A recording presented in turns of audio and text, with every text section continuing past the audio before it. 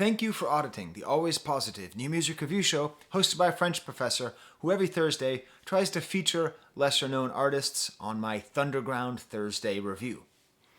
I have reviewed Noir once before, the Buffalo area underground rapper, but this is a full album as opposed to an EP, and it's called Food for Thought. And I actually have a couple thoughts I want to talk about the album's existence itself. I want to maybe contextualize it based on something I talked about earlier in the week.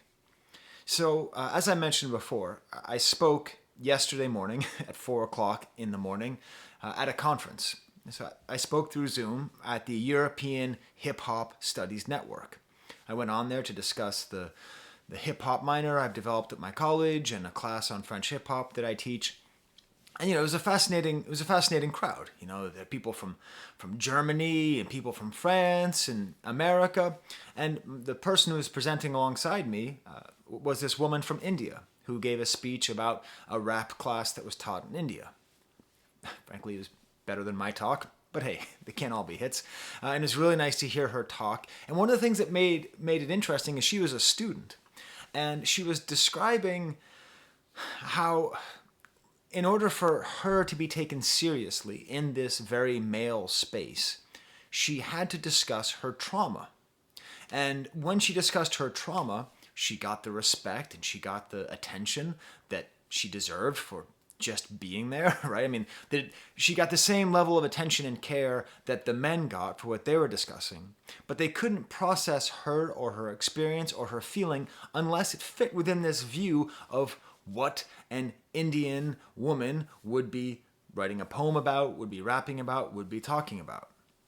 So this prompted an interesting discussion about international hip-hop and women, and the problem of the patriarchy of hip-hop, of the relative marginality of women in hip-hop across the globe that continues. It's been diminishing, thank goodness. There are more and more female rappers who have more and more of a voice.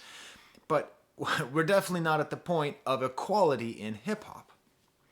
And what this made me realize is what she wanted is what I think true equality is, which is to say what you want. If you're a rapper who's a woman, you should be able to rap about what you want, not about being a woman. You shouldn't have to rap about your race. You shouldn't have to rap about your class. You shouldn't have to rap about anything you don't want to rap about. That's the freedom. That's the privilege that white cis males like myself have, is we can talk about whatever we talk about and people will listen to us, and we don't have to contextualize it in some kind of preconceived notion of what our trauma is or what our space is in society. Now, why do I say all that before discussing Noir? It's not just that she is a female rapper, which is true. It's that she embodies this kind of equality. On this album, she says what she wants and nothing that is expected. None of the tropes of female rappers, which exist for good reasons and bad reasons, are present on this album. No talk about sexuality, basically at all. No focus on her body or her body shape, almost at all. Trauma is mentioned, but it is not the subject. There's no casual misandry, which means hatred of men. There's no kind of casual, subverting misogyny through misandry that we often see. She just raps about what she wants to rap about. And what makes it interesting is the whole album is very cohesive. She has one thing she really wants to talk about. The spirit. Okay, there's not many rap albums about the spirit. Now, certainly it is often contextualized through Christianity, but I wouldn't call this a Christian rap album. But if you have very conservative Christian parents and you want them to listen to a rap album, this is a good choice because it does touch on a lot of Christian themes. It does talk about Christianity in a positive way. But essentially what this album is all about is the need for the spiritual over the physical. That's what she's choosing to talk about. And that is a movement towards this real equality. She doesn't have to talk about those other things. She has the freedom of speech, which should be given, that's what hip-hop is about, right? Hip-hop is the voice of the voiceless, is it not? That's why it's so great, right? So then if women are the voiceless in hip hop, that makes them the voiceless of the voice of the voiceless. That's like double voicelessness that they need to overcome. And albums like this give me hope because she has a thought and she's able to express it just like anyone else. Now, it helps that she's really good at it. It helps that her rapping style is engaging, very kind of emphatic, very noticeable, very different, very unique, very good flow, great punchlines all over the place. I mean, bars upon bars upon bars upon bars on this album. Had, right up there with the rest of this underground movement, this invisible renaissance that's been happening in underground hip hop. Oh, and also, she's the primary producer of the album. So there's 12 songs, 3 skits, and she produced 6 of the 9 songs herself. So not only is she saying what she wants to say, she's making the kind of music that she wants to make. She is making the lane for herself if other people aren't going to make it. She's maybe like the most inspirational rapper that I can think of, and she doesn't really talk about it. There's no part of that's like, I am woman, see me roar, and I can do this, and I'm doing it for the ladies, and this is that. It's implied, but it's never expressly said. And that's what I believe gives it this kind of power. I think a lot can be seen by the cover that she chose. I'm going to show it here. It might not pick up too easy on the camera here with all the reflection. It's her dressed in black against a black background with this empty plate. So the album is called Food for Thought. It's essential that the plate is empty because what we are going to be eating on this album is not food. It's not the panko chicken I cooked for my family the other day. It's very good. It's not cheeseburgers or tofu. It's spirituality. This empty plate gives you an indication of what you are going to be eating. That look on her face is like, get ready to eat this food. That's what she's giving you. It's straightforward, it's simple, it's not flashy, and is very tasteful and very well made. So for the stamp of the album, the example song, I went a little bit of a different direction. I'm going to put a link to it up there. You just have to listen to this song. It's called Brains for Dinner. Now, it's an outlier on this album for 2 reasons. One, it's one of the songs not produced by Noir herself. It's produced by J.R. Swift's. J.R. Swift's. An amazing beat, which I'll discuss in a second. No, I'll discuss it now. It's like there's a lot of DJ Premier inspired beats on this album, or moments in this album, kind of scratching things up. And in this case, I'm from the hood in the background, but it's a great ominous beat with some piano underneath. I think it's the best bed for her voice, for a nice kind of low, serious voice. And that's frustrating for me to say because I really like her production, as we'll see. Like, I wanted my example song to be something that she produced, but J.R. Swift's figured something out, and it just really matches her voice perfectly. The other way this is not typical is that this is her attacking. It's a theme in hip-hop, right? You have to show that you can kill people. It's like, comedy, right? It's like comedy and hip-hop are in some ways very similar. I was actually thinking about that as a metaphor for what I was saying at the beginning. If you see a one-armed comedian and they don't have any jokes about only having one arm, it's a sign that they're probably a good comedian who can delve deep and more into just the physical. The same way this album is not just about being a woman in hip-hop from a certain socioeconomic background. But you still, just like any comedian, a rapper has to prove that you can kill, that you can use your words, and that nobody can step up to you. So this song is that song. The rest of the album is much more directly spiritual, much more cohesive, although this isn't an outlier completely, as we'll see, stylistically or thematically. But it's just, if you want to hear, like, just to prove to you, in case you doubt, like, well, that's very nice that she has all these things and she can produce, but can she, like, kill? Is unbelievable. Maybe my favorite cadence on the album is this one line. It's not the best line on the album, but the way that she says it. I talk about this a lot in hip-hop. And, I'm not a practitioner of hip-hop, right? I'm not of the culture. I'm an observer. I understand that. I don't pretend to be of the culture. I'm an observer. I'm an analyzer. I'm an academic. I'm no more of the culture than I am of 17th century theater that I got my doctorate in. But still, what I like to do is I like to focus on the way words are put together in sentences to create satisfying, interesting, artistic, poetic sounds and sentences. Never do dirt with your bare hands because they destined for prince. It's a funny line, it's an interesting line, but it's just the way she delivers it. Seriously, listen to it. Never do dirt with your bare hands because they're destined for prince. She delivers it so well. Later, another line that's a good example. I turn these creeps to Caspers. It's funny, my name was originally going to be Jasper. That was my original. Well, when I was born, my parents didn't have a name for me, so I was just called Baby for the first couple weeks of my life, and then they were going to call me Jasper.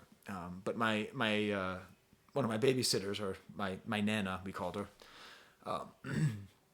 She was from England. She goes, "Oh, you don't want them to call him a little ghost?" So that's how I ended up with the name Skye. That's why you're not watching Professor Jasper's record review. But I love the idea of turning creeps to Caspers. Another good example of her ability to play with these words, creeps to Caspers. Since I was a kid, I've been sick in the head. I never talked to my peers. I just whispered and stared straight ahead. Just this the image that she has, that she gives of herself often. Her position constantly, the way she positions herself is as a shy person. So not only is she the voice of the voiceless, is she the voiceless part of the voice of the voiceless, but also she's a voiceless part of the voiceless, right? Like she's somebody who isn't comfortable speaking, part of a group that isn't listened to, in a larger group that tries to speak for people who aren't listened to. I'm telling you, she's a very inspirational figure. Very, very inspirational. And the whole theme of the album is this food for thought, this spiritual food for spiritual thought. But then what I like is, it's like brains for dinner. That's what the song's called. It reminds me a little bit of the song by Riggs from last week. Heads on the wall, just the same idea. She's just killing everybody, just bodying everybody. These are the best verses on the album. I talk the truth to say I'm starting trouble. Touch so many lives, it gave me carpal tunnel. As a professor who touches lives, I like that line. I might use it in the future. I got tired of punching the clock. That ish scarred my knuckles. This is another interesting aspect of her music that comes up a couple times. She is a working class hero. She describes and talks about multiple times on this album how before she gave into hip hop, before she gave her life to hip hop, she just had a lot of low paying jobs. Think about your life.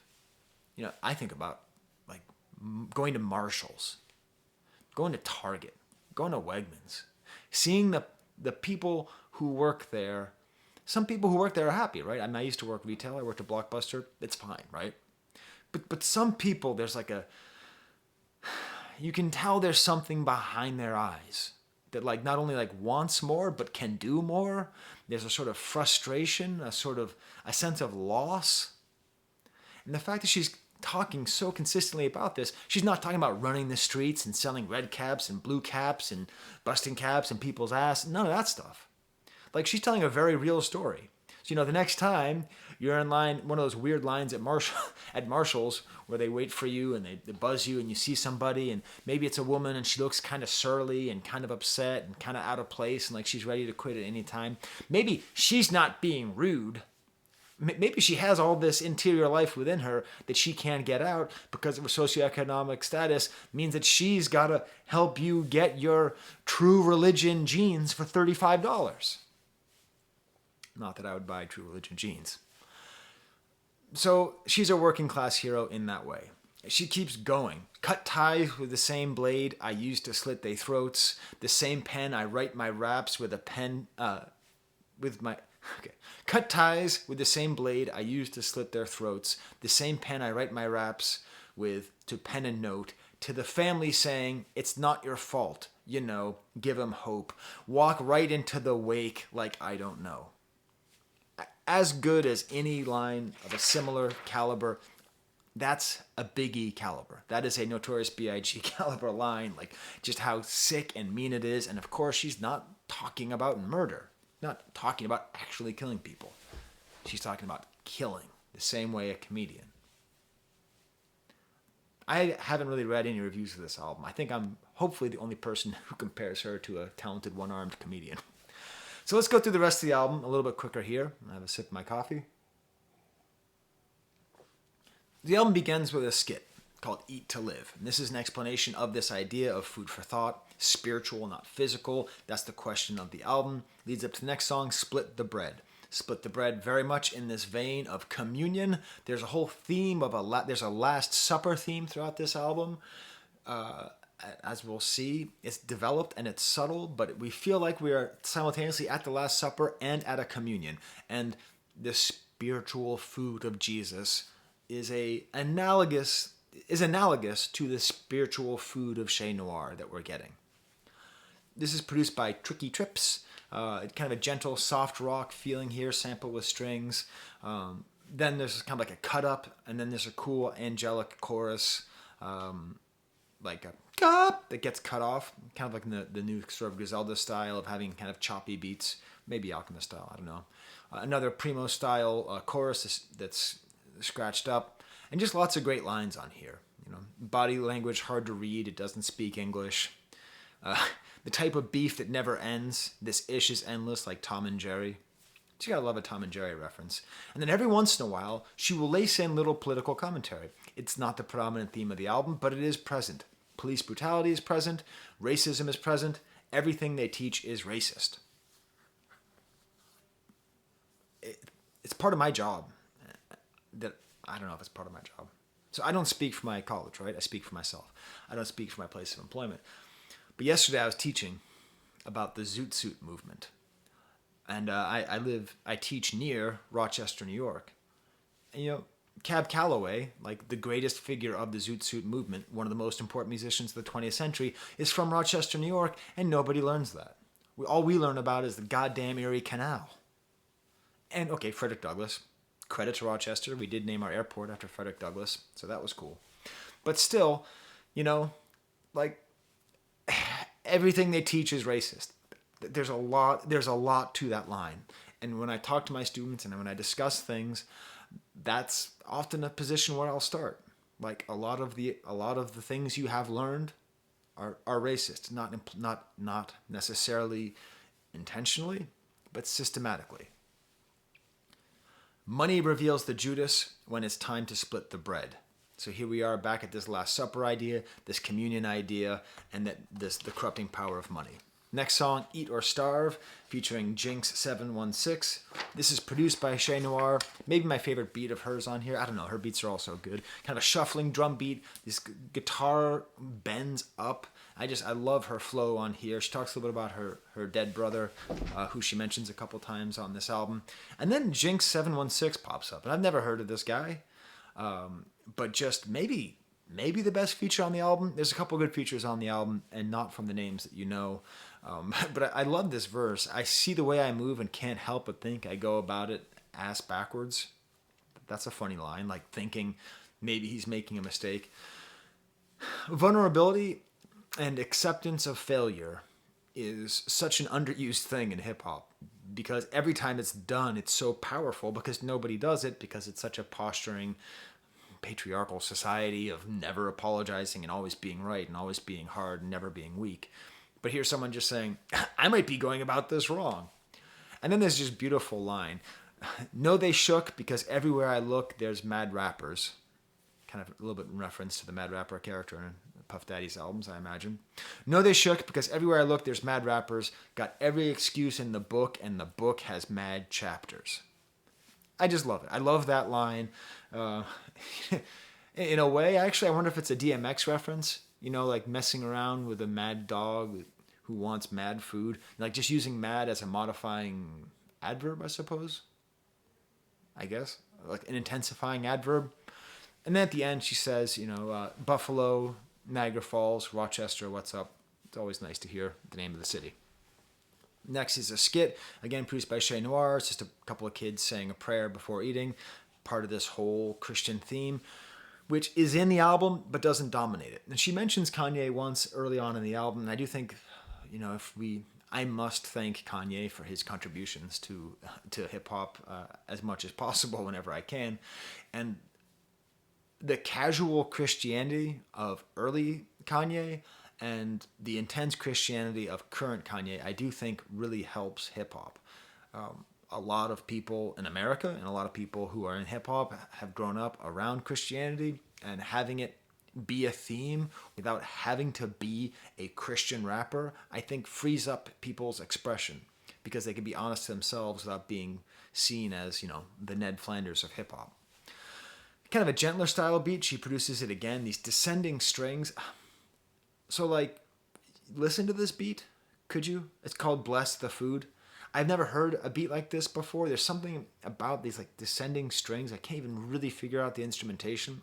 I don't know what she did, but this is just a really good beat. Again, more about her keys to success, how she got there through hard work and through her hunger. And that's another theme in the album, and it's about her hunger. That she wants to succeed. She wants to have a meaningful life. She's hungry for money, but not really money. She's not really hungry for money, not really hungry for success, not really hungry for material things. She's hungry for spiritual satisfaction, for spiritual food. That's what she's hungry for. That's what she didn't get when... I don't know if she worked at Marshall's. I don't know where she worked. But I often think of that as the worst place you could possibly work. It just seems like a very difficult place to work. So that's where I picture her. I don't know where she worked, but that kind of spiritual hunger. She's able to mention how, briefly, the system hurts her people. Some of these political lines that just kind of zip in and then kind of dip away. And then the outro has her talking about those menial jobs that she had before and how she quit and why she quit and how her hunger was over once she gave in to her creative impulse. But can she be famous now? Can we I wish I could do more. I mean, I have 30,000 subscribers, which is great. Statistically, I'm going to get around 700 views on this thing. Maybe you could share it with people who like underground hip hop or who are interested in women making rap that isn't limited at all. Maybe a Christian or something. Can we get Shay Noir to be bigger? Okay. Next song is called Ladies Brunch, featuring Hey, I don't know how to say your name. It's 7VE the Genius. TH is in there. 7th the Genius, I guess I'll call it. I don't know why rap artists ever have names that I can't pronounce, but maybe I'm an old man. That could be it. And Armani Caesar from the Griselda crew. This is again produced by Shay Noir, one of her best beats on the album. Again, I keep saying that. All of her beats are good. Kind of a crackling record, a great loop, and then adding in with another drum beat. And I would love an album with the three of these artists all working together. Now, I'm not just saying that because they are three female rappers, but because this is the best featuring on the album. All three of these voices are different, are interesting. They work really well together. They're sort of geographically connected and sort of spiritually connected. Shay's verse is nice, kind of bragging, I'm the best rapper alive, better than the dead ones too. And then 7th the Genius has a totally different kind of flow, kind of more of like a rapid flow. She might be taking a shot at Drake on here somewhere, maybe not, I don't know. This might be the best guest verse on the album. I don't know. It's just, there's something about her flow that's really nice. It kind of rides on top of the beat. It's kind of rapid fire. It's a little sing-songy. But it plays so well with the sort of emphatic style of Shay Noir. That's why I would love to see these three together on an entire album, because we have Shay Noir basically as kind of like a sturdy bass. And then 7th Genius kind of up here. And then sort of out of left field comes Armani Caesar with her Lil' Kim style sassy voice. And again, it's this underground hip hop movement. I think we really need to credit Griselda for being so conscious of not just the need, but the value of including women's voices in their underground movement. There have been a lot of underground movements that don't do that because it doesn't seem necessary, it doesn't seem helpful. But Armani Caesar brings so much to the Griselda crew, to the entire environment, and she's also just really good. like every time you listen to her, I was never a big fan of Lil' Kim. I listen to her, and I think I own Notorious Lil' Kim back there somewhere. Yeah, I like her, but sort of like a 4A, like, she's good for a female rapper. That's not how Armani is. She's just great. I mean, I started late and now I'm past them. Armani and Andretti, just a great line. And her voice is totally different. So this is my call. Like, what if there was a ladies' brunch album, all produced by Chez Noir, featuring the three of them? Like, how killer would it be, Just, anyways, that's what I'm hoping for. Next song is called Praises. This is produced by someone named Chup. Don't know if they're from New Zealand. A cool kind of simple beat. She talks about herself as the shea butter queen, which, is a very specific beauty product used mostly by African Americans. And I think that's an interesting indicator and communication. There's very little discussion of physical beauty or beauty products or anything material, really. This is like the least material rap album I've heard in a long time. With the exception of a couple of the guest verses, she doesn't talk about having stuff. She's really just talking about being something. Going down is the greatest. I'm sleeping less and I'm sleeping less and I'm working for, speaking less and learning more. There's all these great themes. Never had time for a man I had to be perfect for. And then one of my favorite lines in the entire album. I made a meal out of crumbs on my plate, went from eating to live to eating just for taste. That's the goal, right? To not just eat to live, but to eat for taste. To go from that sense of spiritual hunger to spiritual satisfaction. Next song is called Table for Three with Ransom and 38 Spesh. It's produced by Chez Noir, another good beat. And kind of like a piano and ride cymbals. I really do like this beat. This is my least favorite part of the album. These next couple songs. And it's weird because I like Ransom. I like 38 Spesh. I like Rome Streets, who's on the next song. I mean, I'm waiting for my copy of the Ransom and Rome Streets album to arrive at my door anytime. It's not like I don't love these guys. But for some reason, they sound out of place. Maybe it's just because the song, with Armani and Seventh, The Genius, was just so good and just felt so good. Like, it works so well together. For some reason, it doesn't quite hit for me. But I also know that it's necessary because Chez Noir, to a certain extent, needs the stamp of approval of these other better-known figures in the underground world. So I don't hate these songs. They're not bad songs, but they don't work as well for me as the others. Oh, and Chez Noir was on that D-Track album, the Montreal album I released. She was the only English voice on there. It's really nice. I like it when rappers that I like work together. It's like it's like when you watch a YouTube video and they do the thing of like, someone's voice is used to read something. A different YouTuber's voice is used to read something. So. Oh, and I'll do that for anybody, by the way. You want me to record something for a YouTube video? Hit me up. I love that stuff. Next song is called Gold Cutlery, featuring Rome Streets and produced by Chez Noir again. Cool, swirling keyboard line. Chez Noir doesn't really have like one trick that she has with her beats. They're really quite varied. I like that Rome Streets on here is just the chorus. Again, Chez Noir has this nice line. I cut ties with backstabbers. They gave me the scissors. A beautiful image of like someone taking a scissor out of their back and then cutting ties. Next song is Brains for Dinner, which I've already discussed. Then there's a skit called Water to Wine. I don't really like this skit, but I am happy that it's here. Like, I'm going to listen to this album more. I enjoy it. But I've heard it once. I think that's all I'm going to need. But it's an important idea. The idea that a grape is like fed by water and grows, and then it gets crushed and then put away for years and then becomes wine. And like, you have to trust the process and that it's beautiful. And then if you do this work and you allow yourself to be crushed and you do all this, you might eventually become wine.